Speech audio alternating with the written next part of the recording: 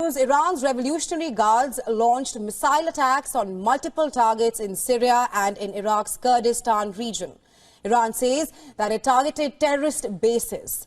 The official Iranian news agency said that the missiles destroyed a spy headquarters and a gathering of anti-Iranian terrorist groups in Erbil. Remember, Erbil is the capital of Iraq's autonomous Kurdistan region. The Iranian troops later hit with ballistic missiles in Syria in what is dubbed as gathering places of commanders and main elements related to the recent terror operations. Sepah News Service said, and I'm quoting here, the attack in Syria was in response to the crimes of the terror groups that unjustly martyred our dear compatriots in Kerman and Rusk. On January 3rd, suicide bombers struck crowds gathered near the tomb of the late IRGC General Qasim Soleimani in the southern city of Kerman.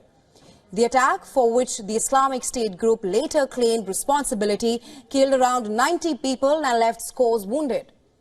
Iran's intelligence ministry said that one of the suicide bombers was a Tajik citizen, while the identity of the other is yet to be determined.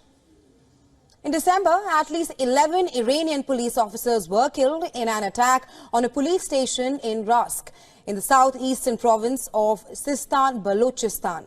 That attack was claimed by Jaish al-Adl in a brief statement on its Telegram channel. The insurgency was formed in 2012 and is blacklisted by Iran as a terrorist group.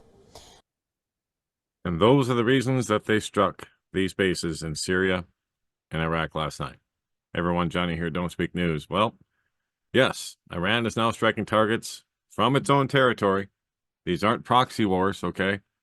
They are launching ballistic missiles from Iranian territory and into Iraq and, of course, Syria. Now, the main goals, or some of them anyway, of this attack were this: Mossad's headquarters in Erbil, the U.S. military base at the Erbil airport, the U.S. consulate in Iraqi Kurdistan, which is also located in Erbil, the local headquarters of the Kurdish Security Service, and the private residence of a local businessman associated with Mossad. So they say right here that Iran's Islamic Revolutionary Guards stated today that the attack with ballistic missiles in the city of Erbil in northern Iraq against anti-Iranian terrorist groups, as you heard from that newscast I just played for you. So to go along with that, they're also striking other countries like Pakistan, because that's where also they said, as you just heard, they say some of these terrorists came from that have committed these terrorist bombings inside of Iran. So they say Iran is now striking terrorist headquarters inside Pakistan with ballistic missiles. The Jaish-ul-Adal headquarters were hit and destroyed by ballistic missiles and drones. 2 bases belonging to the terrorist group in Balochistan were destroyed, and there are reports of heavy casualties. So Iran is expanding, and it's kind of strange. It's kind of ironic to look at this and see another country striking out with ballistic missiles from terror, striking countries where the terrorists are based, kind of like the United States did after 9/11. But now the shoe's on the other foot, and we're watching other countries do it. Kind of strange, if you ask me. But nonetheless, there it is. So now we have this development in the Red Sea from Hal Turner. Another ship was hit by a missile in the Red Sea as the Yemeni Houthis announced hunting for all U.S. and U.K. vessels. Houthis in Yemen announced today they will attack all American and British vessels in the Red Sea, both military and civilian, after the U.S. and U.K. attacked Yemen. This morning, another cargo ship has been hit by a missile off the coast of Yemen. The Greek-owned dry bulk vessel Zagrafia was hit by a missile and sustained damage described as minor. The ship sent a distress call this morning. So there were the coordinates where it's located. And apparently the ship is reported to be underway and using its own engine at this time. The Yemeni official has warned that American and British forces can no longer pass through the strategic Bab el-Mandeb Strait as tensions grow in the region following illegal U.S.-led military strikes on the Arab country, they say. Mohammed el-Bukhari, a member of the political bureau of the Nasrallah resistance movement, issued the warning on Monday after the U.S. and its allies bombed Yemen amid frustration with anti-Israel naval operations in the Red Sea. He said that Yemeni armed forces are developing their missile capabilities to bring new surprises soon. They say that the U.S. and U.K. forces can no longer pass through the Bab el-Mandeb Strait a sea route checkpoint connecting the Red Sea to the Gulf of Aden and by extension, the Indian Ocean. The axis of resistance has regained control over the region. The Americans will regret their acts of aggression against Yemen, and they will be a loser. And I don't doubt it. I mean, it's already a losing situation when you're shooting millions of dollars of missiles to take down a drone that costs about $3,000 to make. Just saying. That's just, one example. And there's more on that attack in Pakistan by Iran here on avia.pro. And it says details of the causes and consequences of this attack are still unclear. And so far, there are no official statements from the government of Iran and Pakistan about what happened. It is noted that this attack occurred in the boundary territories of the two countries and may have serious consequences for their relations. And I'm sure it will. This Jaish-ul-Adl terrorist group has in the past attacked Iranian military and civilian targets, and Iran sees it as a threat to its national security. However, it's important to understand that Pakistan is the owner of nuclear weapons, and for Iran, this could have serious consequences. Well, let's not forget that Iran has them too. They bought them from Kazakhstan back in 1992, according to the LA Times. Go look it up. LA Times article, Iran buys nuclear weapons from Kazakhstan. Go look it up. They've got they have at least several warheads from back from the Soviet Union era. And you want to tell me they don't have more? All that has been a ruse too, but we've talked about that before. I'm not going to talk about it in this segment. Speaking of Israel and Iran, it says here that the Israeli press is thrilled about these latest developments in the field of hypersonic technologies because Tehran recently introduced a new, well, it says Fatty 2 here, but it's really Fatah 2 hypersonic missile, causing bewilderment and anxiety among Israeli analysts. While Israeli media, in particular the Jerusalem Post, expresses doubts about the reality and effectiveness of this development, Iran assures that the Fatah 2 is ready and capable of high-speed flight with maneuverability, which poses a serious risk to Israeli territory. According to the Iranian side, it will take less than 10 minutes to overcome the distance between the Islamic Republic and the Jewish state, and they said in 400 seconds it will reach any point in Israel. The Israeli side is alarmed by Iran's success in developing hypersonic products. This is due to potential risks for the Iron Dome system, which may be ineffective in front of these new Fatah tools.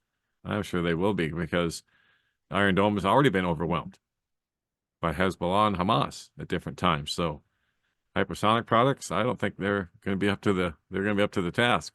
Just saying. And in fact, they've got a mural in downtown Iran that talks about that. I lost track of it now, but it says, get your coffins ready because the missiles are coming. And there's a big mural of their new hypersonic missiles, this Fatah 2. So, and in fact, here's more information on that particular missile, which they're calling the most advanced anti-ballistic missile. Sonic missiles are being introduced into the arsenal of great powers that can fundamentally alter strategic stability. And the latest, in the presence of Iran's Supreme Leader Ayatollah Ali Khamenei, Iran unveiled its new hypersonic missile, Fatah 2.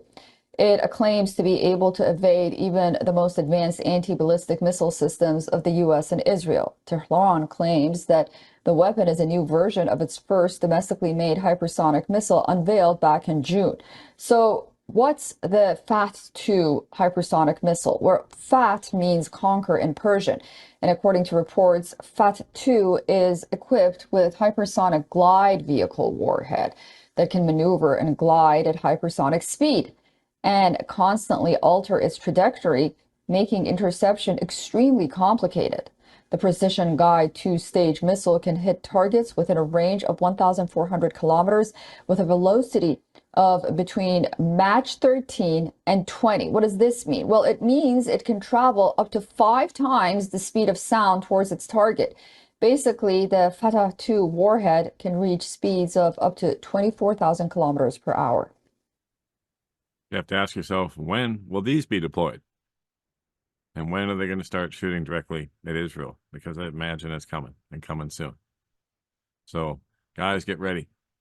Prayed up and prepped up at all times, because this can go wild weasel all around the world really quick.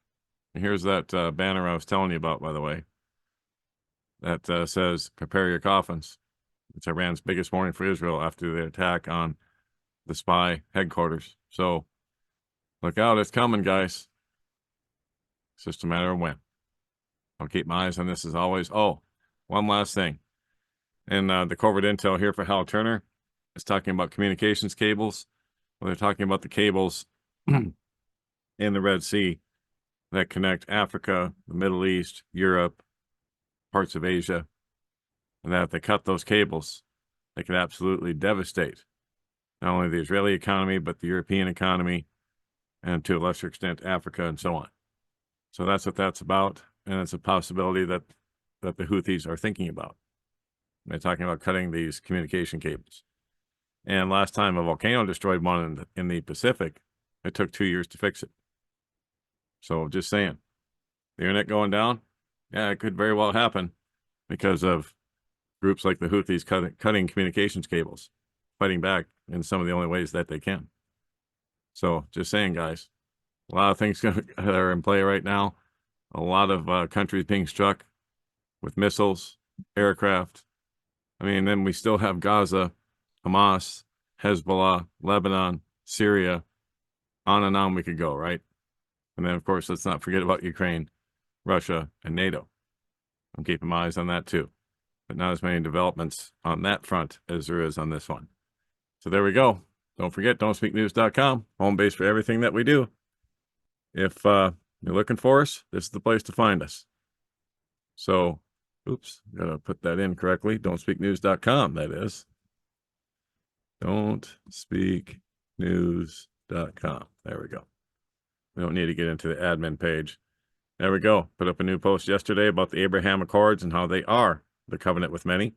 It's a video by Leland Jones that he put out a few years ago that Jennifer transcribed for us. And so we thank her very much for that. These transcriptions really help break the videos down and make them easier to digest and understand. So thank you to Jennifer Heath for doing that for us. You can find her at overcominglyme-disease.com and the book by the same title, by the same name. And she's an international best-selling author. So thank you, Jennifer, for transcribing that for us, as always.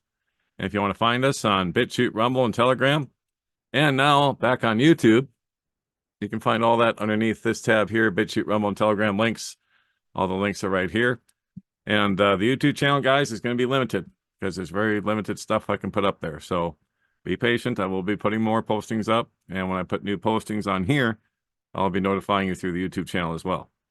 And for channel support, if you'd like to support us, just click this tab and all the links to do so are right there. All these links are also at the bottom of every posting on the website.